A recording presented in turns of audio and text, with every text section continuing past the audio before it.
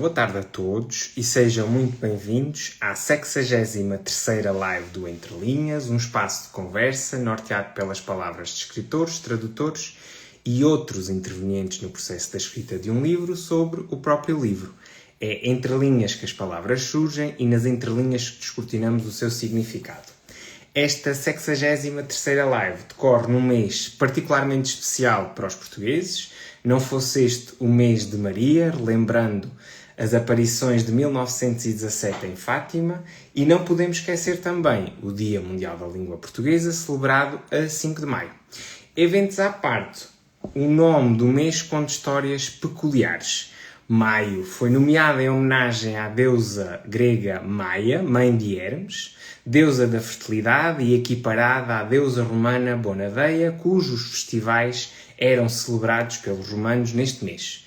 Ovídio, por sua vez, fornece uma segunda etimologia na qual diz que o mês é nomeado para os maiores, isto é, para os anciãos, e que o mês seguinte, junho, é nomeado para os júniores, ou seja, os jovens.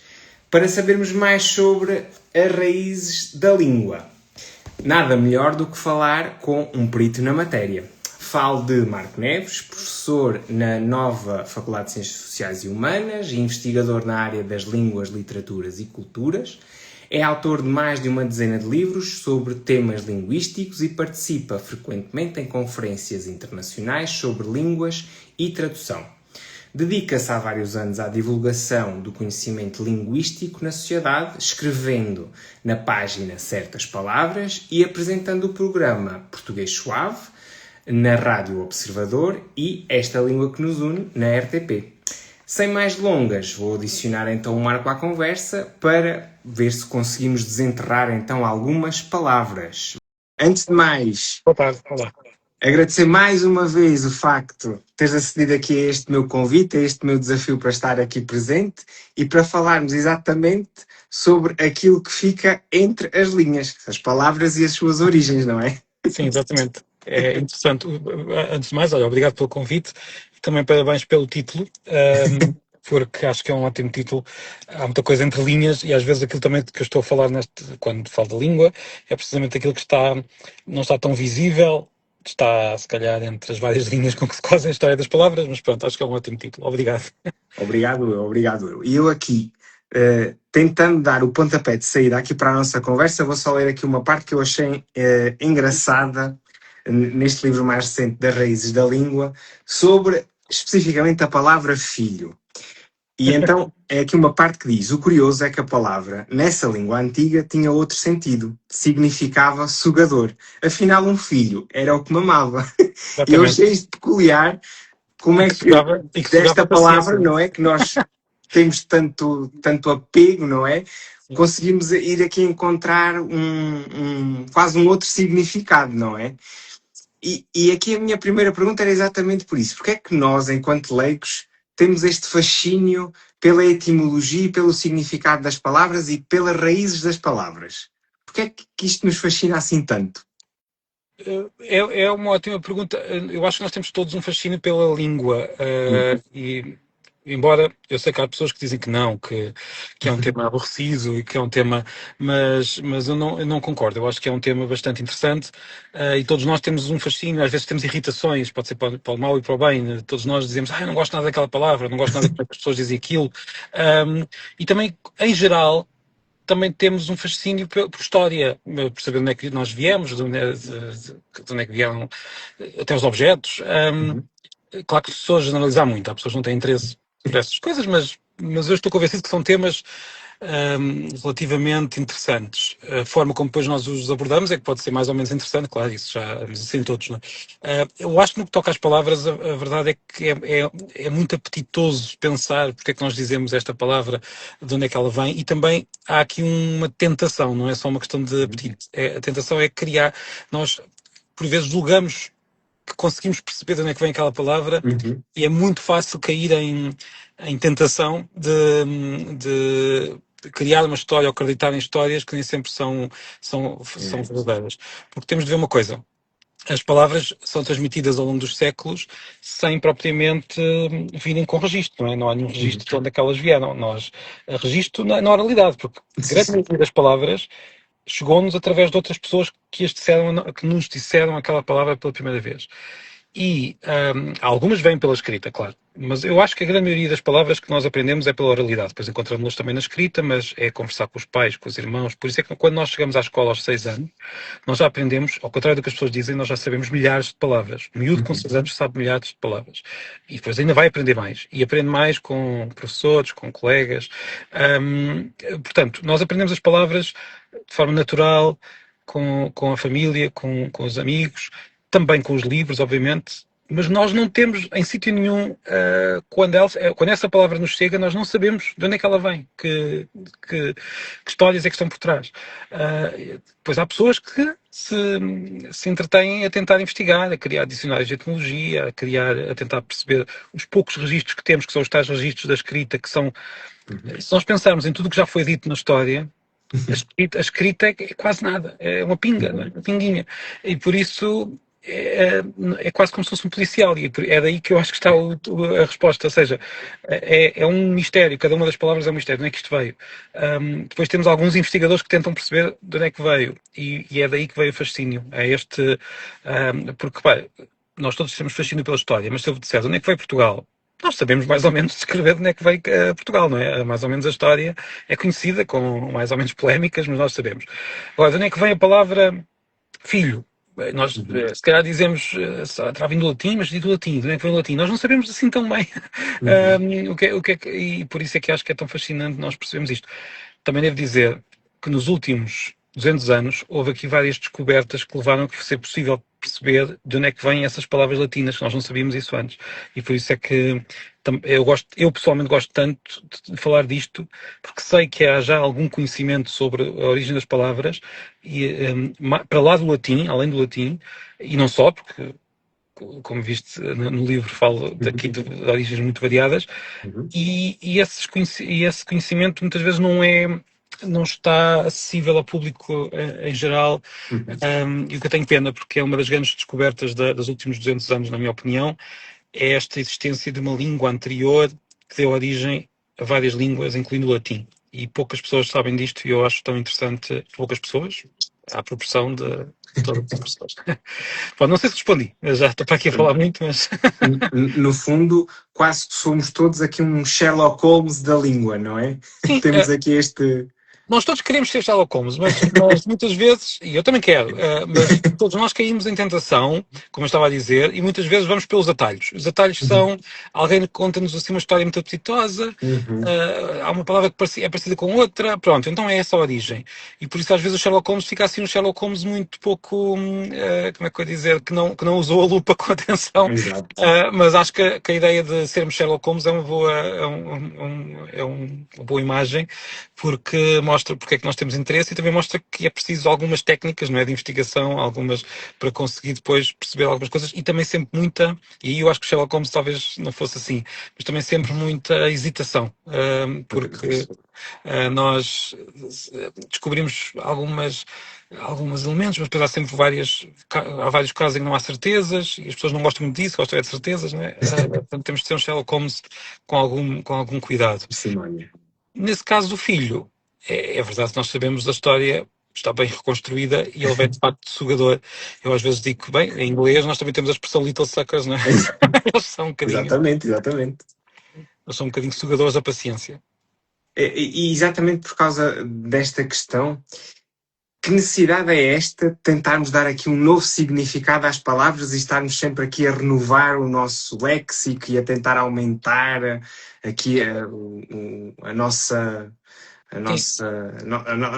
bagagem em termos das palavras?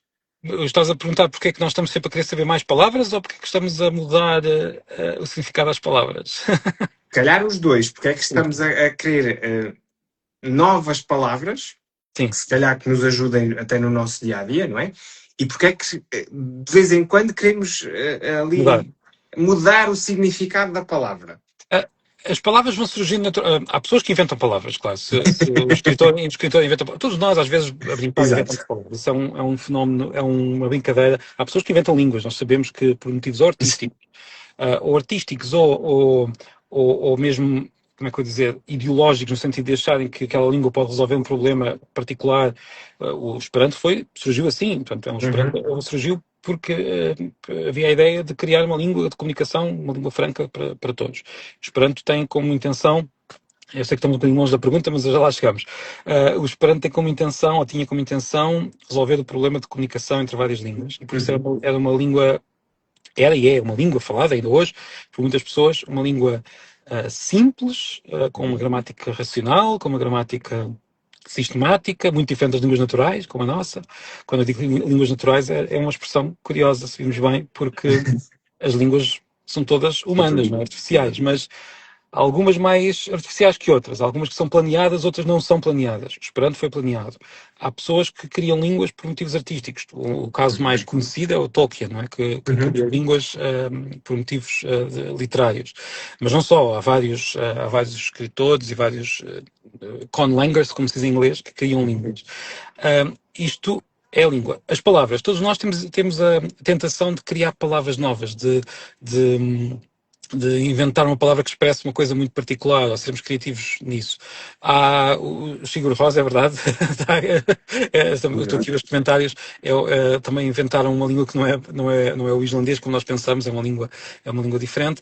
Mas depois temos também casos de músicos que inventam palavras, Uhum. temos escritores, o Miyakoto é um caso muito conhecido, um escritor que é famoso por criar palavras constantemente. Pronto. Mas isto é um caso, o que eu quero dizer é que a criação de palavras de forma consciente é relativamente rara. A maior parte das vezes o que acontece é uma expansão semântica. Nós temos qualquer coisa nova e quase sem querer nós aplicamos uma palavra anterior de uma maneira ligeiramente diferente. E a pessoa nem sequer nota que está a fazer isso. E de repente temos uma palavra a significar algo que já não é bem a mesma coisa.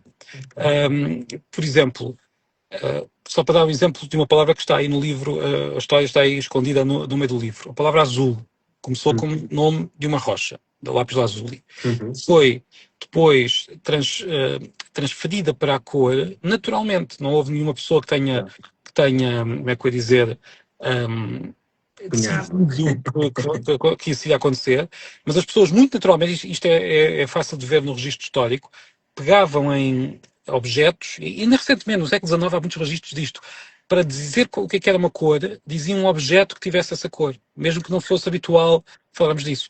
Portanto, alguém dizia, olha, isto é da cor de lápis lazuli.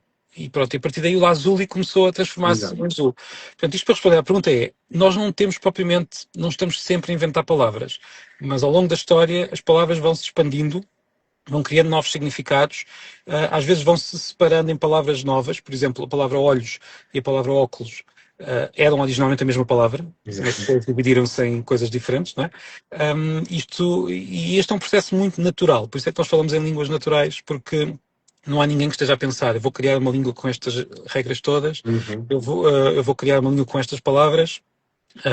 O que acontece nas línguas naturais é esta criação quase espontânea, não é espontânea no sentido mágico do termo, mas espontânea na interação entre as pessoas, nós vamos começando a criar palavras novas. Por exemplo, quando alguém. Nós aqui estamos naquilo que se chama em inglês live, não é? Uma live.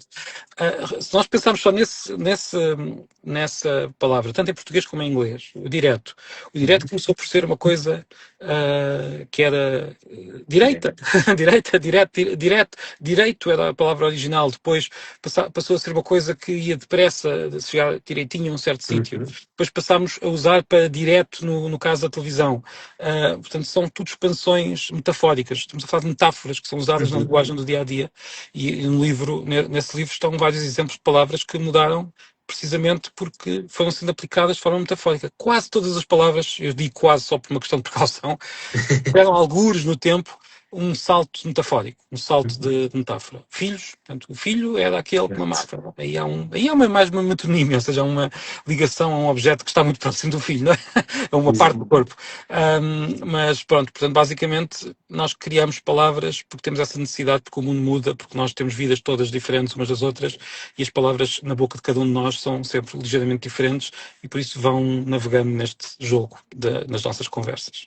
E é engraçado porque depois há sempre aquela questão de as ruas direitas, não é? Que normalmente eram as ruas mais diretas ao centro, não é? Da cidade. Normalmente são tortas, não é? Sim, lá está. Aí temos os dois significados da palavra a contradizerem-se naquilo que nós pensamos quando olhamos para a palavra. E acontece, há tanto por exemplo, carro começa por ser uma carruagem. O carro começa por ser uma carruagem. Nós hoje damos, eu estou aqui no meu carro, damos o nome de carro a um automóvel, não é? Os espanhóis não foram buscar o mesmo. Os espanhóis usam coche. E coche que vem de um nome de uma cidade húngara. Portanto, cada história depois tem uma palavra diferente. Olha, carro não era um automóvel. Carro era uma coisa que tinha de ser transportada por animais. No momento em que surge uma coisa que se move automaticamente, cada povo, como é que eu ia dizer, naturalmente foi ali, olhou à volta e procurou a palavra que assim estava mais a jeito, não é? Mais a jeito. E pega na palavra e portanto, não houve ninguém que se tivesse. Nos termos técnicos acontece, as pessoas sentam-se numa sala e decidem, vamos chamar isto X. Mas nos termos naturais do dia a dia, as pessoas simplesmente vão usando no momento em que precisam deles. E sem pensar nisso muito tempo. E é assim que as palavras vão sendo criadas. Temos há o caso da expressão para Big Bang em inglês, que foi criada de forma natural num programa de rádio por um astrónomo, eu não quero estar errado no nome, ele é famoso, mas eu agora não consigo lembrar, Hoyle, acho eu, que estava a tentar descrever uma teoria que nem sequer era dele. Ele estava a tentar descrever várias teorias, a explicar porque é que não acreditava naquela altura, e disse o Big Bang como uma descrição daquilo que seria um Big Bang, e de repente aquilo pegou, sem que ele tivesse pensado nisso. Isso portanto, e é assim que nós vamos criando palavras novas. Eu estava quase a ridicularizar a teoria, não é? E depois acabou por ser o termo mais utilizado para descrever. Acabou por ser o padrinho da teoria na qual não acreditava. Portanto, acontece aos melhores, neste caso. Mas pronto. E aqui algo que às vezes ouvimos e eu não sei se realmente é verdade, e até vou entrar aqui em comparação com outra língua que é falada aqui no livro. O português é mesmo uma língua difícil de aprender? E a segunda parte da pergunta é mais difícil do que o basco? Esta quase que já sei a resposta. Bem, o português é uma língua... quando se pergunta se a língua é difícil de aprender ou não, o que é que eu posso dizer? Eu estou só aqui a partilhar este nosso live aqui num grupo para que mais pessoas saibam de nós. Mas estava a dizer que o português, quando nós perguntamos se uma coisa é difícil ou não se uma língua é difícil, peço desculpa, se é difícil ou não de aprender, depende sempre da nossa distância dessa língua. Ou seja, o castelhano, o espanhol é relativamente fácil, não é assim tão fácil como nós pensamos, mas é relativamente fácil porque está próximo, não é? Para um japonês, certamente que o castelhano é muito difícil. E por isso, à partida, se calhar a pergunta poderia ser, é uma pergunta um pouco estranha, mas poderia ser uma pessoa que não soubesse língua nenhuma, mas todas as pessoas sabem alguma língua, não é? Não há nenhum ser humano que não saiba uma língua. Por isso é difícil dizer isso. Agora, vamos imaginar que temos um australiano, um origem da Austrália que tem uma língua muito diferente da nossa, que não sabe inglês, vamos imaginar. Já serão honrados, mas... e vai aprender o português ou basco. Qual é que será mais difícil? Mesmo assim é difícil de dizer, porque as duas línguas seriam tão distantes deste falante que seriam todas muito difíceis. O basco tem uma particularidade que, em geral, é vista como uma grande dificuldade, que é a questão dos casos, como o latim também tinha. O basco tem muitos casos, o que leva a que seja particularmente difícil de aprender. Mas depois o português tem outras coisas muito difíceis. As preposições, por exemplo. O latim perdeu os casos. Portanto, já não temos uma forma diferente para o nominativo, ou seja, para quando uma palavra está a fazer de sujeito. Não temos uma forma para o acusativo. Temos ainda nos pronomes. Nós temos o eu, o me, o mim, mas para as outras palavras não temos. o basco tem mais de uma dezena de formas diferentes para cada palavra, dependendo da função sintática. A pessoa até pensa, bolas, quem quer que inventou isto estava louco. E, no entanto, não foi nenhuma pessoa, foi sendo criado ao longo do tempo por pequenos pormenores que foram sendo adicionados. As crianças foram aprendendo aquela língua. Para as crianças, todas as línguas são fáceis de aprender, todas as línguas Ok. humanas. Não há, ou seja, uma criança na primeira infância, se for posta em contacto com uma língua, por mais estranha que pareça, ah, aprende sem qualquer dificuldade, qualquer Uhum. criança. Isto é extraordinário e difícil às vezes perceber porquê, porque é que isto acontece. E não se tem não temos todo o conhecimento em relação a esta capacidade das crianças, porque se pensarmos bem, não acontece o mesmo com outras áreas. Uma criança não Uhum. tem mais facilidade em aprender matemática do que um adulto. Exato.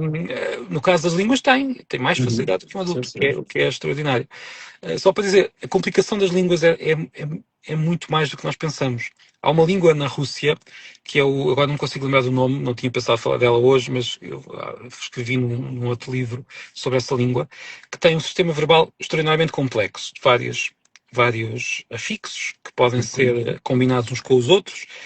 Nós temos o tempo, temos portanto, temos o pretérito, o futuro, o presente, e depois também temos ainda o pretérito imperfeito, que é Uhum. uma variação de aspecto. Temos aí umas, assim, muito por alto, agora não me lembro do número de cor, umas 50 formas verbais para cada verbo em português. Uhum. O mesmo com o francês, o mesmo com o castelhano. Essa língua, tendo em conta todas as combinações que é possível fazer, tem uma língua ali no coração da Rússia, tem 1,5 milhão de formas verbais para cada verbo. Pá, 1,5 milhão. E a pessoa pensa, bem, como é que isto é possível? Portanto, estamos a falar de várias combinações, não é? Portanto, não é preciso Uhum. decorar 1,5 milhão de formas diferentes. São várias combinações de sufixos que expressam várias gradações de significado, mas eles sabem 1,5 milhão de formas para cada verbo. E as crianças que falam esta língua, todas, aprendem sem problemas. Eu estou a ver se consigo encontrar o nome da língua para ficar aqui Uhum. uh, para ficar aqui dito, mas não estou a conseguir. Depois é de Mas, mas é engraçado referir isso. Até eu nasci numa zona de fronteira, muito próxima então de ponto. Espanha. Sim, E então, muitas das vezes, os desenhos animados a que eu assisti eram em castelhano, não é? E sim. portanto, é muito fácil perceber, falar, ler em castelhano, exatamente por isso. Porque como foi uma língua com a qual eu contactei desde muito novo e até via então os desenhos animados em castelhano, tornou-se muito fácil, não é? Tens o contacto com a língua, não é? Tens o Exatamente, contacto com a língua. Isso é exatamente. outra das questões portanto, quando nós temos contacto com a língua, mesmo sem aprender de forma, digamos, formal, né? Académico. Uhum. Vamos conseguir falá-la bem. Estamos aqui a dizer Pikachu, eu não sei o nome, mas vamos chamar A alga. Está-me a dizer É que a em Teresa, é galego a Teresa. que é a Teresa, que a minha avó sempre disse alga em vez de Alga. água. E atenção que aqui há um outro pormenor curioso com a questão da alga, porque, na verdade, nós em Portugal também já usámos e usamos alga. Era uma Uhum. palavra, os primeiros registros, nos primeiros séculos, em que falávamos também aquilo que se chama na escola galego-português, nós temos água e temos alga. A alga acabou por ser preterida, foi deixada de lado, um, pela simples razão de que não era a forma mais usada em Lisboa e Coimbra, se calhar, porque na Ok. verdade não havia nada na língua que dissesse que tinha de ser água em vez de alga. Portanto, não é mais correto no sentido de ser mais antiga uma delas. O água parece mais próxima daquilo que era o latim, é verdade, mas quer dizer, também não é assim tão próximo. Já temos água, não temos aqua. Portanto, houve alterações. A alga foi uma mudança que se fez, como também fizemos com feira. No caso do galego, o galego tem as duas formas também. Existem partes da Galiza onde se diz água, são poucas, mas existem.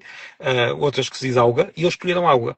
Portanto, temos aqui um caso muito engraçado de duas palavras que, neste caso, não é uma questão de propriamente a palavra que vem de fora, mas era uma palavra que era nossa e que cá ficou um pouco preterida, enquanto na Galiza foi assumida como palavra principal e que depois continua a ser usada também cá em Portugal, o que é muito engraçado. Nós também temos o verbo, ou a forma verbal, algado. Não é? Algado. Algado. Sim, sim, exatamente. Algada é uma pessoa que está com água na boca, não é? Sim, exatamente. Por isso, ainda vem do alga, que é uma palavra muito portuguesa, que a maior parte das pessoas considera um grande erro, e em relação ao padrão é um erro, atenção. Se eu estou numa escola a ensinar o padrão da língua portuguesa, vou ensinar água, não é? Mas, em relação à utilização do dia a dia, a utilização oral, não é um erro, Uhum. é uma das formas tradicionais Pode ser. desta palavra. Que aqui fugiu um bocadinho à questão da influência do espanhol, mas posso dizer que nós, ao contactar com outras línguas, vamos sempre começar nós temos uma ideia muito moderna das línguas enquanto Está. caixas estanques, não é? Com caixas que nós, se queremos aprender outra língua, vamos ter de ter o esforço de subir as escadas e entrar na outra caixa, não é? Mas a verdade é que as línguas são muito mais porosas, são uma espécie de nuvens que se misturam umas com as outras. Depois temos a tal questão do padrão, que é criado por questões pedagógicas e é útil. Este padrão é ensinado, aparentemente como uma caixa, não é? Pegamos na caixa e vamos ensinar, mas na vida real as línguas estão mesmo muito mais misturadas e muito mais, como é que eu ia dizer, são mais maleáveis do que nós pensamos. Bem, e para além das línguas, isto é uma pergunta quase retórica. Sim. É realmente importante e devemos dar um ênfase e particular destaque aos dialectos e manter e tentar preservá-los da melhor forma? Eu diria, atualmente, da forma como nós entendemos a palavra dialeto, na verdade, dialeto é uma variedade da língua, qualquer uma delas. Portanto, nós estamos a falar um dialeto do português. Okay. Em geral, não há uma grande tradição em Portugal de usar a palavra dialeto, embora ela seja linguisticamente perfeitamente válida. Qualquer variedade da língua pode ser pela pronúncia, pode ser pelo vocabulário, pode ser um conjunto de tudo. É um dialeto, portanto, é uma variedade dialetal da língua. Incluindo o padrão. O padrão da língua que nós aprendemos na escola é um dialeto da língua, uma variedade dialetal. Isto pode parecer um pouco estranho, porque a maior parte das vezes nós costumamos usar dialeto como temos a língua que aprendemos na escola e depois o resto são os dialetos, não é? Mas na verdade, para a linguística, os dialetos são as variedades que uma língua tem.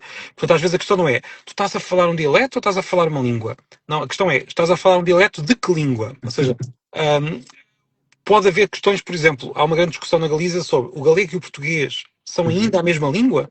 Portanto, a pergunta é, os dialetos galegos e os dialetos portugueses pertencem ao mesmo grupo ou são grupos diferentes? Mas todos são dialetos, portanto não há nenhuma... mas agora, o que estavas a perguntar é se devemos dar importância a esta variedade, a esta... Eu digo que sim. Primeiro, ela é inevitável. Não há língua nenhuma, por mais pouco falada que seja, que não tenha variedade. Portanto, vai ser inevitável. Eu até posso dar um exemplo, ainda a semana passada estive no Brasil a falar com investigadores de linguística, um investigador de linguística que pertence a um grupo que está a investigar o surgimento de uma, se quiser chamar um dialeto, uma variedade dialetal de Brasília. Brasília é uma cidade criada há 60 anos, não é? Tem 60 anos, 60 e poucos anos. E nesta cidade, com poucas décadas, já existe vocabulário próprio, uma sintaxe própria, uma pronúncia própria, que as pessoas nem reparam, usam sem reparar, mas quem vai estudar percebe, olha, esta construção usa-se muito mais aqui do que aqui ao lado, nos Estados ao lado. Portanto, criou-se aqui ali um português do Brasil próprio, de Brasília, que não existia ainda há 60 anos. Portanto, é um laboratório quase de criação de uma variedade. Portanto, é inevitável, em qualquer língua, por mais uniformidade que haja a certo momento, a variedade vai surgir. Porque nós, na verdade, falamos mais, apesar de todas as comunicações que nós temos, é verdade que as pessoas falam mais com pessoas da sua região. E por isso há tendência para... Depois, cada pessoa também vai usar um português um pouco menos local quando fala com outras pessoas, afastamos desse local e depois aproximamos outra vez. Mas é inevitável haver estas diferenças. Portanto, das duas, uma. Ou nós reconhecemos isso e temos, como eu digo às vezes, não é bem a brincar, acho que é até bastante a sério, temos uma dieta mais rica de sotaques e de palavras e conhecemos mais as palavras dos outros, ou então tentamos fingir que isto não existe e pôr todos os ovos no cesto do padrão, vamos todos falar da mesma maneira, vamos todos falar... O que não vai resultar, o que vai acontecer aí é vamos todos fingir que falamos da mesma maneira e ficamos todos muito contentes porque na televisão todos falam da mesma maneira e na rádio. Mas depois, em casa, vamos falar de maneiras diferentes. Portanto, não vai mudar nada.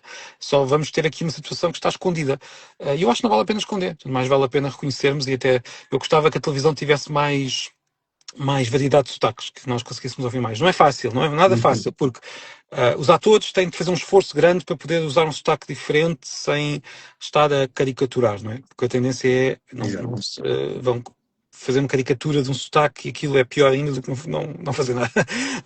Portanto, é preciso um esforço grande. Eu percebo, tendo em conta tudo o que é preciso fazer, talvez essa não seja a primeira preocupação. Mas, por exemplo, os locutores na televisão, na rádio, há uma pressão real para que todas as pessoas falem de uma determinada maneira. Eu sou muito a favor, como já aconteceu nos últimos tempos, em alguns casos, temos pessoas a falar com o sotaque das beiras, com o sotaque do norte, com o sotaque do Porto. Quando eu digo do norte, há muitos sotaques do norte, não é? Com o sotaque de vários sítios. A primeira reação vai ser, isto é inevitável, vai haver pessoas que se riem, que acham que isto é estranho. Então, mas agora este está a falar a Viseu, mas que é isto? Não faz sentido. Mas é preciso passar por esse primeiro riso para depois percebermos que ele está a falar, que para ele, para uma pessoa que tem um sotaque da beira, eu tenho um sotaque, não é? Eu estou a falar com um Exato. sotaque particular, todos nós temos. Portanto, não há um sotaque normal e os outros. Houve um sotaque que teve sorte. Um sotaque teve sorte de aparecer mais vezes na televisão e de aparecer mais Não vezes há, não há um português puro, não é? não. Nunca houve. Nunca houve um português puro. Nunca houve um momento da história em que toda a gente falasse da mesma maneira e de repente Exato. começaram ali a criar uns regionalismos. Não, os regionalismos que nós chamamos de regionalismos são a natureza da língua. A ideia de haver depois um padrão, isso aqui é uma coisa mais recente, uma coisa que Uhum. foi inventada nos últimos 200 anos. Os primeiros gramáticos já tinham esta ideia de podíamos aqui afinar um bocadinho as coisas, mas a ideia de que todos temos de falar da mesma forma é muito recente. Foi uma moda muito passageira, mas que se mantém na nossa cabeça com muita força. Estamos aqui a Teresa, já percebi que é a Teresa, diz-nos que se a língua reflete a cultura, ou a cultura reflete, ou a língua reflete-se na cultura, ou a cultura reflete-se na língua, e as duas coisas são a verdade. Há uma velha discussão sobre se a língua, independentemente da cultura, a forma como existe certas características gramaticais tem impacto na maneira como nós pensamos. É uma discussão que dava agora para muitas horas de discussão. Portanto, eu não estou a falar de a cultura influenciar a língua, claro. Há coisas, Uhum. nós temos vocabulário para certas coisas que no japonês não vai ter porque eles não têm essas coisas. Se quiser falar delas, se calhar vai usar a palavra portuguesa. E usa, aliás, que há palavras portuguesas no japonês, não é? E nós também fazemos a mesma coisa. Aparece-nos uma coisa nova, se não tivermos vocabulário, vamos ter de criar. Portanto, as línguas têm vocabulários diferentes, não é propriamente uma limitação. A partir do momento em que é preciso, nós criamos a palavra. Portanto, não temos uma limitação. A dúvida é, será que existir um futuro, por exemplo, um verbo com a forma do futuro, tem influência na maneira como nós pensamos no tempo ou não?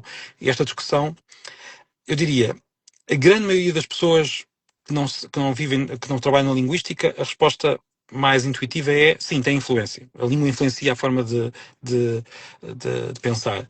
Os Uhum. linguistas já têm muito mais dúvidas, curiosamente. Há uma grande discussão, porque depois é muito difícil ver na prática onde é que está essa influência. Por exemplo, se nós temos o pretérito imperfeito, os ingleses não têm outras coisas, não têm o pretérito Uhum. imperfeito. No entanto, não parece haver propriamente, ou seja, quando nós vamos ver, os textos em inglês conseguem ser perfeitamente traduzidos para português e nós pomos lá o pretérito imperfeito naturalmente. Portanto, Uhum. parece que não há provavelmente a língua ao contrário do que talvez se possa pensar, não vai limitar a forma como nós vemos. Vai influenciar, aí eu acredito que sim, influencia, empurra-nos para certas formas de ver as coisas, isso sim, mas não nos limita. Há aquela ideia do Wittgenstein que os limites do meu mundo são os limites da língua e eu tenho muita hesitação em aceitar a interpretação mais habitual dessa frase, que essa frase depois pode ser interpretada de forma muito diferente. A questão da língua gestual. Eu aqui só gostava de dizer sobre a língua gestual que, primeiro, são várias línguas, né? Uhum. Cada país tem. O Cada país próprio. não, às vezes até cada Exato. país pode ter várias. E são, na verdade, línguas também com gramática, até com sotaques, que é uma coisa muito interessante. Há sotaques na língua gestual. A pessoa pode saber de onde é que vem a pessoa pela forma como os gestos são feitos. Portanto, depende de cada língua. E no meio disso tudo, de todas estas questões que nós estivemos a falar, tem aqui uma pergunta que para mim é engraçada. Qual o papel no meio disto tudo então do calão? Porque às vezes olhamos o calão assim Sim. com um pouco aversivo, não é? Uma atitude assim um bocadinho aversa ao calão, mas de facto o calão está no Em todo lado. nosso cotidiano e, Estás a portanto, falar do calão em geral ou dos palavrões em particular? se calhar de ambos, não é? Digamos, pronto. Porque há calão que não é palavrão, não é? Sim, Nós temos sim. que dizer, sei lá, caraças ou dizer xiça, é quase um calãozinho, não é? Assim, uma coisinha. Uhum, Ou dizer gaja, por exemplo, a palavra gaja. É um uhum, bocado agressivo. Portanto, há vários aqui. Há aqui uma nuvem de linguagem que pode não ser usada de acordo com a situação. E é precisamente esse o ponto. Todas as línguas também têm variação de acordo com a situação. Eu não falo da mesma maneira aqui, por exemplo, como falo em casa, ou como falo com os alunos, ou como falo com os meus pais. Às vezes a mesma pessoa, por exemplo, eu posso falar com um aluno no contexto de uma aula de uma maneira, usar certas palavras, e se estiver a falar com o mesmo aluno, mas no café da faculdade, mais descontraídamente, já uso outras palavras. Um, e a mesma pessoa também pode mudar de acordo com o contexto. Por exemplo, posso usar um sotaque mais próximo da minha terra, quando lá estou, um sotaque mais lisboeta quando estou em Lisboa. Isto para dizer o quê? Que a língua varia também de acordo com a situação. E o calão é muito necessário, na verdade, porque, primeiro, não é. Há uma ideia de que eu já vi repetida não sei quantas vezes, que o calão mostra falta de vocabulário. É assim, se a pessoa só souber calão, obviamente que há falta de vocabulário, não é? Isso, obviamente que sim. Mas também, se só souber as palavras muito formais, também falta de Existem vocabulário, não sempre. é? Sim, claro. Ou seja, o calão não demonstra falta de vocabulário, é parte do vocabulário que a Uhum, pessoa pode ou não conhecer. Normalmente é uma parte do vocabulário mais usada em situações mais emocionais, mais intensas, mais descontraídas também, o que leva a que seja usada de forma até mais complexa, uhum. mais variável, mais... Nós sabemos todos que, por exemplo, um palavrão ou um insulto dito entre dois amigos é uma forma que pode querer dizer coisas muito diferentes de eu estar com um adversário numa situação complexa e digo-lhe o mesmo palavrão. Pode ser um insulto aí, uma ofensa. Se eu estiver com amigos, aquilo vai ser uma brincadeira. Portanto, o calão existe em todas as línguas. Às vezes as pessoas nem acreditam. Uma vez tive uma discussão com uma linguista não, uma tradutora de um país no centro da Ásia, que me dizia que não existe calão na sua língua. Ela estava convencida que não existia calão na sua língua. Que toda a gente fala da mesma maneira, de forma formal, na língua. E eu estava com colegas meus e todos muito desconfiados que isto não sou muito bem, Possível. quer dizer, mas toda a gente fala da mesma maneira nesse país, e ela, sim, sim, todos nós falamos da maneira como se aprende na escola. E eu assim, mas eu ou a outra pessoa já não sei, então e nas prisões?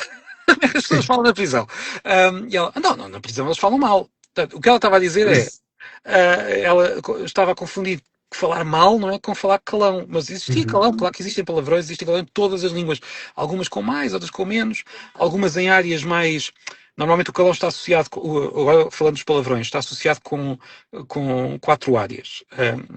Pode haver exceções, mas assim muito em geral. O corpo humano, uhum, o sexo, a religião, e que cá em Portugal não funciona muito bem, curiosamente, a religião não nos dá palavrões, e os insultos, não é? Insultos a pessoas. uhum. Qualquer insulto a grupos de pessoas ou uma pessoa em particular também pode ser um palavrão.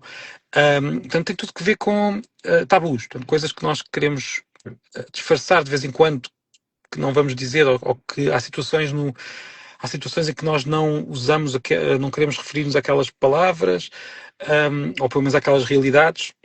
Então temos as palavras que levam, estas palavras têm uma carga emocional muito forte e têm também depois na verdade, têm também um efeito analgésico real, estudado, Uhum. que leva a que, como nós não podemos dizer aquela palavra, fomos proibidos de dizer aquela palavra em certas situações, quando nós a dizemos, há uma libertação que tem de facto um efeito analgésico. Às vezes Uhum. dizem, então, mas tu achas que é tudo natural, que os palavrões fazem parte da língua, e fazem, obviamente que fazem, estão nos dicionários. Então os pais podem deixar os filhos dizer os palavrões que quiserem. Não, não podem dizer, não podem, porque se deixassem, os palavrões deixavam de existir, não é? Se eu chegasse à minha casa, olha, tu agora dizes tudo o que quiseres, não há problema nenhum, aquelas palavras perdiam o valor todo. Portanto, é Exato. precisamente o facto de nós, ao pé dos pais, termos mais dificuldade em dizer, ao pé dos professores, ao pé de.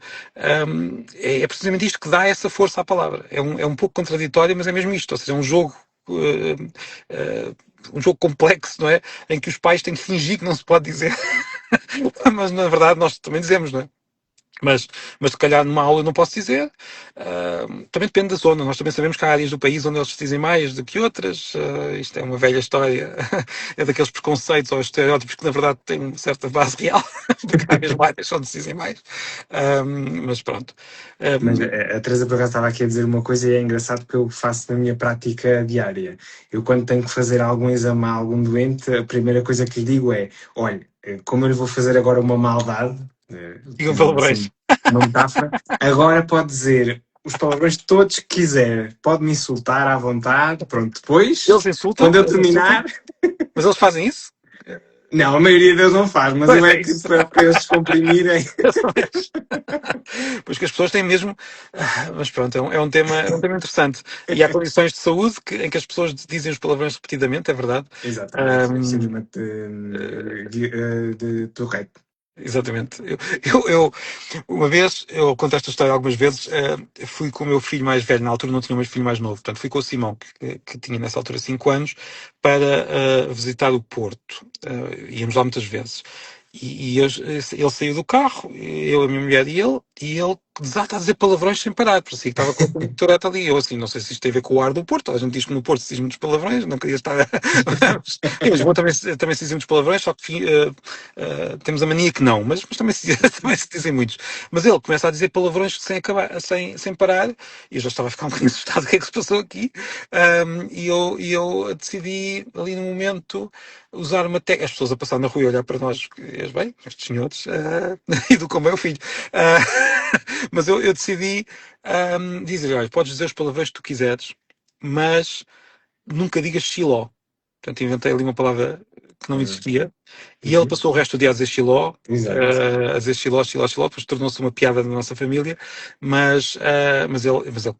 os filhos testam, e é precisamente também este teste de ver como é que o pai reage, o pai e a mãe, claro, aos avós, aos professores, que é engraçado. Claro que depois cada família também tem as suas tradições, haverá famílias onde se dizem mais palavrões, outras onde se dizem menos, mas certamente que os palavrões só têm valor analgésico, se quisermos, se forem proibidos em alguma situação. Uhum. Portanto, se não houver essa proibição, se não houver esse tabu, esse valor não existe. Portanto, o valor também emocional, quer dizer, Uhum. faz parte da expressão da língua.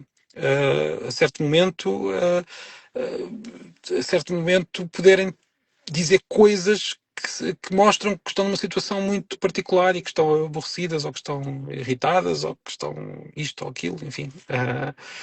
É assim, a Teresa diz que as crianças aprendem muito depressa, sem dúvida. E, bem, pessoas de 44 países, diz a Teresa que tem uma lista de pacientes com pessoas de 44 países e a diversidade de línguas deve ser muito interessante. Olha, gostava de conhecer algumas dessas línguas, certamente. Sabe, já agora, é daqueles números que entre pessoas das línguas nós dizemos muitas vezes quase como é que eu ia dizer, é quase um lugar comum, Uhum. mas eu gosto sempre de se referir que os linguistas contam aproximadamente 7.000 línguas no mundo, Ok. o que é bastante. E não estou a falar de dialetos, não estou a Sim, falar sim, sim. estou a falar mesmo de línguas, porque há uma concentração muito grande em certos países, por exemplo, a Papua Nova Guiné. Só a Papua Nova Guiné tem mais de Ok. 800 línguas. Pois, é muito. O Brasil tem muitas. Embora o Brasil seja um país muito Uhum. monolinguístico, na Amazónia ainda há muitas, há umas Pois. centenas de Sim, línguas. sim. Portanto, há uma curiosidade que é, à volta do Equador, a concentração de línguas é particularmente Uhum. intensa. Ok. Não se tem a certeza porque os linguistas estudam muito isto. Pensa-se que a teoria que neste momento é mais aceitada é que, como à volta do Equador, digamos, a natureza é mais pródiga, os Uhum. grupos humanos podem sobreviver em números mais pequenos, ou seja, pode haver grupos humanos mais pequenos Ok. tradicionalmente, desde a pré-história. Portanto, havendo grupos humanos mais pequenos, há mais tendência para mais línguas, enquanto Ok. nas zonas, por exemplo, como a Rússia, as estepes da Rússia, era preciso grupos humanos maiores para se conseguirem Uhum. implementar naquele. E, portanto, temos a Rússia, por exemplo, que é o caso oposto, apesar de ter muitas línguas, obviamente que tem, mas a Rússia é um território tão grande. Exato. Se a mesma proporção da Papua Nova Guiné, teria mais de 7.000 línguas. Portanto, a Rússia é um caso de pouca diversidade linguística, tendo em conta o tamanho. E é precisamente porque está muito para cima, com muito frio, e os grupos humanos tinham de ser mais digamos, abrangentes Hum. para se aguentarem todos.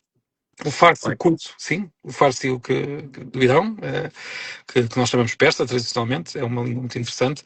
E o curdo também. E posso só dizer porque é que é tão interessante para mim, porque o persa, ou Farsi, se quisermos, é uma língua da família do português.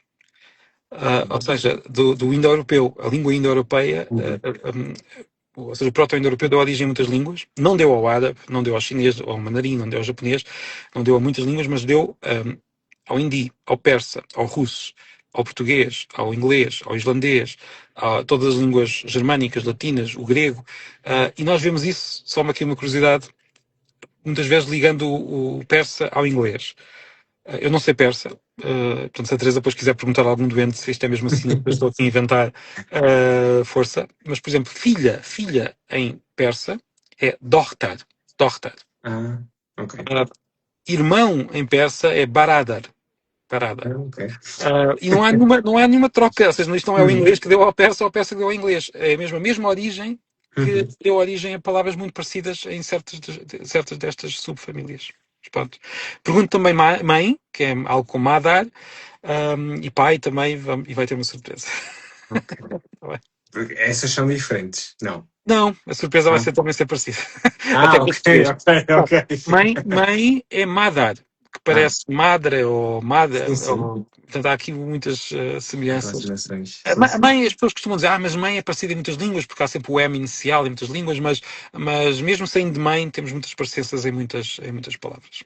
Olha, eu agora vou fazer uma pergunta que pode ser difícil para um linguista, mas em português, e vou-me cingir aqui ao português, qual é que é a palavra mais bonita e qual é que é a palavra com, assim, com a história mais extraordinária, uma história mais rocambolesca do Sim. português? Eu costumo responder, já me fizeram essa pergunta, não é? Eu posso Ok. também, posso responder primeiro qual é que é a mais feia? Ok. Também pode que, é, ser. que é responder a essa. Porque eu, pessoalmente, claro que isto não é como linguista, nem é como pessoa de língua, nem é como nada, nem como filólogo, que na verdade aquilo que eu faço tinha uma descrição tradicional em português que era filólogo, não é filósofo, Uhum. que é, ou seja, uma pessoa que vê a parte da história das palavras, dos textos, mas pronto, voltando aqui à pergunta. Aquilo que eu gosto, a palavra que eu gosto menos é escarro. Escarro. Ah, ok. Provavelmente por causa do que é, por causa Sim, da sim. própria pessoa, porque o R para mim é sempre um bocadinho agressivo, mas isso. A palavra que eu acho mais interessante pela história é aquela que falei há pouco, o azul, porque Ok. o azul vem do Afeganistão, na verdade, na zona do Afeganistão, Uhum. um, portanto, onde era minerada a pedra que se chamava Lajward, acho que é Lajward em persa. O persa passou para o árabe, línguas muito distantes, na verdade, mas que andam sempre a trocar palavras, e em árabe era algo como Lazuard, o nome da pedra. O Uhum. Lazuard acabou por passar do árabe para o latim, onde era lápis lazuli, e foi Uhum. aí que depois se criou o nosso azul, como eu disse há pouco.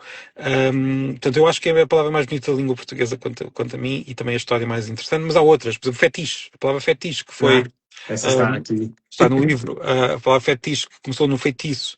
Os portugueses chamaram aos amuletos dos povos que encontraram em África, na costa da Guiné, feitiços. Uhum. Houve um holandês que escreveu um livro sobre a costa da Guiné e falou dos fetiços. Já estava desmontado um pouco a palavra. Os franceses traduziram esse livro e chamaram fetiche. E a partir daí tivemos o fetiche, que depois mudou o significado, e depois mudou, é engraçado. É um termo muito genérico, depois passou a ser um termo muito da psicologia, e depois passou a ser um termo também usado de forma muito metafórica para Banal. qualquer obsessão, não é? Uhum. Portanto, Uhum. andou assim a navegar também. E a Teresa tem aqui uma história que disse que o chefe é espanhol. Um dia, ao perguntar a um paciente a cor dos carros, o doente respondeu azul. Tinha percebido cá. É uma história que junta a minha palavra favorita com a minha Exato. palavra. Exato. Ele tinha percebido carro. O que é interessante porque, na verdade, tem a ver com a nossa pronúncia. Porque, como nós dizemos escarro, não é? O x é tão sumido já. Em português, nós não dizemos o E inicial. É muito fácil confundir com carro, de facto. Exato. Um doente com escarro azul é um bocado preocupante, não É um bocado. É. é? Qualquer coisa que não funciona bem. Olha, e para fechar aqui esta primeira parte dedicada aqui aos livros, Uhum. Depois vamos passar a uma segunda parte dedicada ao autor. Quais é que são os projetos para o futuro? Ah, ahm, o- Bem, eu tenho vários projetos, estou envolvido em vários projetos aqui de rádio, de televisão, de muita coisa, nas aulas também dou aulas, né? E esses Uhum. são projetos de futuro sempre. Ahm, eu, eu, eu gostava de dizer que tenho um projeto antigo de escrever um livro de ficção policial, com línguas. Ok. Com línguas. Ok. Já escrevi uma ficção sobre histórias da minha terra, mas é uma coisa assim mais simples e mais. Mas gostava de escrever assim uma história de ficção que entrasse também com a língua, já que escrevi tantos livros, Uhum. gostava de entrar por aí. Mas pronto, é um projeto pessoal, vamos ver se tenho se Lá está, um capacidade. Sherlock Holmes. Pois, olha, vamos. Mas depois Sherlock Holmes lá, a investigar línguas. Sherlock Holmes caiu numa faculdade de letras e saiu de lá um bocado mudaço. Então agora, acabámos de falar sobre os livros, vamos falar sobre o autor. E então a primeira pergunta aqui desta segunda parte é: como é que começou a paixão pelos livros? Ahm, Se bem me lembro, porque isto é difícil, não é? Porque nós nós nem sempre temos as memórias completas de tudo o que nos Uhum. acontece, não é? Portanto, eu tinha uma avó, os meus avós paternos tinham uma mercearia, Uhum. passava lá muito tempo. Os meus avós maternos tinham o primeiro tinha uma loja, daquelas lojas que vendiam tudo e mais alguma coisa, Ok. as lojas centrais na terra, na Toria da Baleia, e depois passaram a ter uma papelaria. Ok. E a papelaria vendia jornais, vendia tudo e mais alguma coisa, relacionado com papelarias, né? Uhum. Incluindo livros, curiosamente, e lembro-me particularmente de um pacote de livros que era uma editora a despachar livros. Às vezes as editoras tinham livros no armazém, punham num pacote de plástico e vendiam na papelaria assim ao desbarato. Eu lembro-me de os meus avós me terem dado um desses pacotes que tinha lá desde os contos dessa de Queiroz, numa edição crítica, de um professor, depois veio, eu nunca mais me esqueci de alguns desses livros, que veio a ser um professor meu na faculdade, o Luís Fagundes Ok. Duarte. Tinha um livro de António Lobo Antunes que me intrigou muito, porque nessas as edições dele, aquilo é tudo muito estranho, a forma como ele dividia as frases, e eu, para mim, naquela idade, Uhum. aquilo parecia, isto se calhar até está mal impresso. Eu começava à meio da linha, mas depois comecei a ler e comecei a ficar encantado com aquilo. Tinha também livros de não-ficção, tinha um romance alemão, era assim uma coisa completamente. Alguém pegou em livros ou calhas no armazém, pôs num Uhum. pacote e mandou para as papelarias. E aquele pacote deixou-me bastante intrigado com essa outra literatura. Ao mesmo tempo, nessa mesma casa dos meus avós, eu lia Os Cinco, né? Aquelas Ok. aventuras dos Cinco. Foi através desta mistura de livros infantis, livros para adultos que me intrigavam porque eram diferentes do que eu estava à espera, que comecei a gostar muito de livros. E, simultaneamente, comecei a gostar também muito das questões da língua, da maneira como as pessoas Uhum. falavam, então tudo se juntou. Posso dizer que a minha primeira leitura, assim, curiosamente não foi de literatura, que me deixou, que eu lembro perfeitamente de ter gostado mesmo muito do livro e de ter ficado a perceber o que é que um livro podia fazer. Era um livro que tinha partido de uma série de televisão. É um livro muito famoso, que nem quase um lugar comum também dizer que é um livro muito importante, que é o Cosmos, do Carl Sagan. Ah, sim. Mas foi um livro que me deixou com muita vontade também de aprender coisas. Pronto, isso Uhum. foi por aí. Percebo perfeitamente. Partilho essa memória também, porque eu vi primeiro a série e depois tive a necessidade de ler o livro exatamente para perceber No caso, todos os eu momentos. penso, se bem me lembro, foi ao contrário, porque saiu o livro, comprei o livro também assim no meio, sem saber o que era aquilo, e depois quis ir ver a série Ok, quando li o livro, mas a mim foi ao contrário. Mas lá está, os caminhos todos diferentes, nós exato. chegamos às coisas de maneiras muito diferentes. Olha, e a próxima pergunta tem a ver com esta minha necessidade quase de tentar conciliar as artes. E tenho conseguido dar aqui algumas músicas para a minha playlist no Spotify. E então a pergunta é se houve alguma música ou músicas relacionados com o processo da escrita deste livro mais recente, As Raízes da Esse Língua. em particular é uma boa pergunta. Ou outro, se não houver Pois, nenhuma para este, há eu digo, alguma. há uma música que eu acho interessante, porque tem, não, mas eu gosto muito da música, é uma música de Under Pressure, dos Queen, com o David Bowie, Ah, uhum. que eu gosto muito já há muitos anos, e que, pronto, às vezes quando estou com um livro para entregar, Ok. parece muito adequado. Percebo. Não. Pois há músicas também, desde músicas portuguesas, lembro-me de. ver isto é uma recordação muito própria, não tem a ver com este livro, mas muito pessoal, de uma viagem que fiz há muitos anos com os meus pais, que também me deixou muito intrigado em relação às questões das línguas, em que eles tinham um disco de um CD ou uma cassete, já não é, provavelmente era uma cassete. Isto já foi nos anos 90, no início dos anos 90, portanto, provavelmente era mesmo uma cassete, não era um CD. E que era uma série de músicos portugueses que tinham feito versões de António Variações. Mais tarde houve os Humanos, que fizeram versões no início dos anos 2000, mas isto tinha sido uma coisa anterior que eu nunca consegui recuperar exatamente aquela cassete, mas grupos muito conhecidos que tinham feito várias versões de António Variações, isto tinha sido poucos anos depois de ele morrer, e eu lembro-me dessas músicas me acompanharem depois durante muito tempo. Não tem nada a ver com este livro em particular, mas são músicas que eu recordo. Com os livros, muitas vezes ponho. é ma- eu normalmente estou a pensar, porque tanto os livros, até os vídeos que se fazem no Instagram, precisam de algum momento de reflexão, de criatividade, de ver como é que se resolve o problema. E muitas vezes eu faço isto, ou penso nas coisas, em dois momentos, que é conduzir, que é quando não se pode fazer mais nada, né? E a tomar banho. Em que também, em geral, a pessoa está imersa nos seus, Exato. nos seus pensamentos. E muitas vezes, a tomar banho não ponho música, porque não se ouve grande coisa, mas a conduzir ponho algumas músicas mais calmas para refletir, e é aí que também vão surgindo algumas ideias. Um, e depois só quando paro, aponto as coisas, né? Enquanto que no tomar banho, a minha mulher às vezes brinca muito comigo porque vê-me a sair do duche ou da banheira, ainda todo meio molhado e aflito porque preciso apontar qualquer coisa, eu vou correr ter com o papel e com uma caneta ainda toda a pingar, e ela farta-se rir, ok, tiveste mais uma ideia? Foi. Sim, tanto foi. Sim. É Mas um pronto. belo local. É. Olha, e aqui uma pergunta que eu já percebi que pode ser, pode dar asas a respostas muito dispares, tendo em conta a pessoa a quem eu a faço. Como é que é encarar um papel em branco? Hum, eu- Papel em branco, uma metáfora de muitas coisas, é como também um vídeo em branco, não é? Normalmente, eu não sei, eu acho que raramente as coisas estão de facto em branco. Nós temos sempre, quando Uhum. começamos a trabalhar, seja no que for, há sempre qualquer coisinha que nos está a picar, portanto, senão também não estávamos a pensar. Portanto, se uma pessoa quer escrever um livro, já lá está uma frase escrita. Quando uma pessoa quer fazer um vídeo ou quer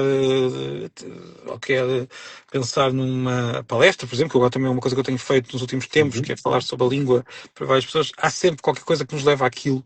Por isso o papel em branco, na verdade, nunca está realmente em branco. E esse pequeno grão depois é o que muitas vezes nos ajuda a desenvolver. O que eu posso dizer é que por vezes eu gosto, ou seja, às vezes são as coisas que são menos óbvias. O que é que quer dizer com isto? Uh, Às vezes começar implica começar num sítio que pode não ter nada a ver com, ou seja, tenho uma ideia de qualquer coisa, mas depois vou começar por contar uma história que não tem nada a ver com aquilo que eu quero dizer, mas me pode depois levar a entendê-la de outra forma. Por exemplo, neste livro que está aí, as crónicas são muitas vezes crónicas que eu fui escrevendo. hum, Portanto, o livro junta várias crónicas ao longo do Uhum. tempo. E muitas vezes elas surgem porque o meu filho fez uma pergunta, ou eu vi qualquer coisa, ou houve alguém que me fez uma pergunta sobre uma palavra, ou. Portanto, Houve uma ideia no banho. sim, eu virei no banho, exatamente. Exato, exato. Mas como as pessoas poderão ver se lerem o livro, não é um livro clássico de etimologia. Portanto, isto não Uhum. começa no. A origem da palavra é esta. Às vezes começa lá, umas ou outras começam, mas em geral eu conto qualquer coisa que tem que ver com a palavra, ou Uhum. conto como é que eu descobri aquilo, ou como é que alguém me perguntou aquilo, e é a partir daí que eu falo da palavra. Porque, na verdade, as palavras são, como nós vimos logo no início, há pouco, são uma sucessão de histórias de pessoas. Portanto, as palavras são uma pessoa que diz a alguém e essa pessoa ouviu pela primeira vez e decorou quase sem querer aquela palavra, e isto ao longo dos séculos vai ligando as gerações. Portanto, há sempre histórias atrás. Nós não conhecemos a maior parte das histórias, mas podemos imaginá-las também. E é isso que eu tentei fazer aí também. Olha, e esta agora é a penúltima pergunta e o número é meramente indicativo, portanto, se surgirem mais, à Tá vontade. bem. 3 recomendações literárias. Boa pergunta. Deixa-me pensar um bocadinho. Ahm, pode ser literárias, não ficção, ficção pode ser o que eu quiser, não tem de ser, não tem de Não. ser. Eu já há pouco falei do Cosmos, portanto, Sim. Cosmos acho que é uma boa Eu, por sugestão acaso, literária. esse já o tinha apontado. Pois, exato. Ahm, há um livro, este também não é literatura ficcional, mas eu acho que é Uhum. literatura, mas que estou a ler agora, eu não acabei, que é de um autor que é o André Simões, que também tem um canal, que sobre latim, não sei se Uhum. conheces, Uhum. tem Sim, sim. Lusitânia. Eu estou a gostar muito do livro, porque ele refaz Uhum. ou reconstrói uma família portuguesa, portuguesa não, uma família romana, Uhum. onde é Lisboa, onde era Lisboa, ou seja, no Lícipo romana. E estou a gostar muito, e é bom, porque nós acho que é bom haver autores de não ficção em Portugal que escrevam em português e que falem dessas coisas. Também o Gregório do Vivier escreveu há pouco tempo um livro sobre a flor da língua, acho que é esse, até eu tenho ali atrás, mas que escreveu um livro sobre a língua. Mas agora, mais propriamente de literatura, eu gostava de literatura ficcional, portanto, porque eu não quero Uhum. fazer essa separação. Houve vários livros que me marcaram, eu vou dizer três. Um deles é muito óbvio, mas eu acho que é um grande livro, que é Os 100 Anos de Solidão, do Gabriel Garcia Ok. Marques, que há pessoas que não gostam nada porque é um livro confuso, mas eu acho que a confusão é muito, muito, muito, muito boa naquele livro. É um livro que li muito cedo, mas não li mais cedo do que devia, ao contrário do que às vezes nós dizemos, foi mesmo um livro que me despertou para um certo gosto pela explosão de palavras e de imaginação, e de um livro que se espraia em várias coisas e que não tem necessariamente de estar ali numa certa linha particular. Depois há um livro de Maia de Carvalho que é O Deus Passeando pela Brisa da Tarde, que é Uhum. um livro que eu gosto muito.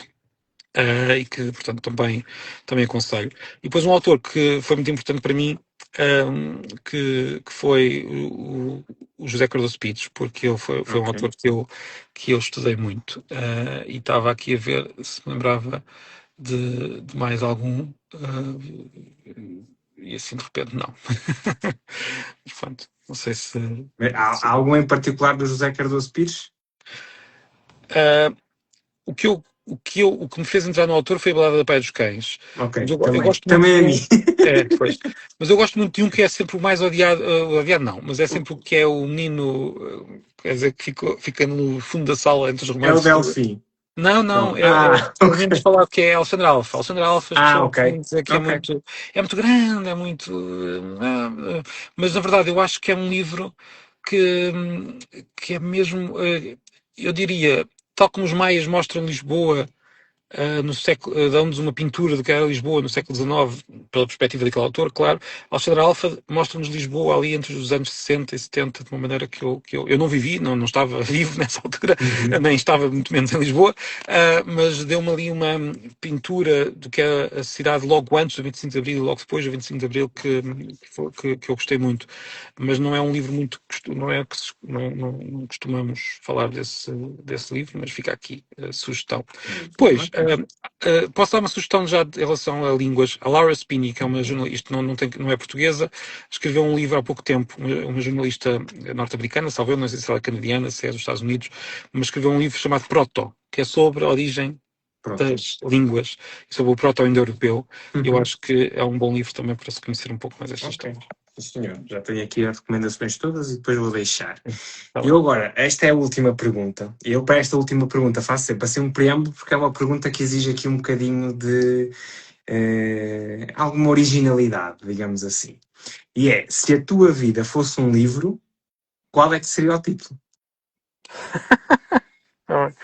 Ahm, Deixa-me pensar um bocadinho. Ah, Pronto, eu vou olhar mais para a parte mais profissional e mais visível. Obviamente que Ok. todos nós somos muitas coisas, Uhum. portanto, podemos ser muitas coisas diferentes e os títulos serão diferentes de acordo com aquilo que nós estamos a olhar. A minha vida pessoal é diferente, obviamente que a minha vida pessoal não é aquilo que se vê e teria os seus os títulos diferentes. Mas olhando para aquilo pelo qual sou mais. As pessoas olham para mim e conhecem-me, eu diria entre línguas Entre também. línguas. Ok. Sim, Só senhor. entre línguas. Ok. Sim, senhor. Acho que é a primeira vez que jogam aqui com o título do podcast também. Mas pronto, uma pessoa que trabalha com palavras tem de fazer esse jogo. Exatamente, exatamente.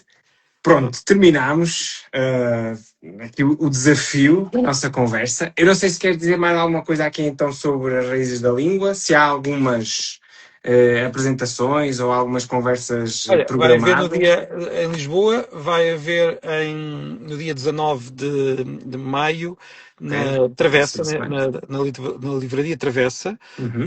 portanto, ali no Príncipe Real, e depois vou ter duas apresentações na Feira do Livro, mas não consigo dizer as datas, não me lembro, mas vão ser duas apresentações, uma sobre o Atlas, que eu tenho o Atlas Histórico da Escrita, e outra sobre este livro, portanto fica essa sugestão. Fora de Lisboa,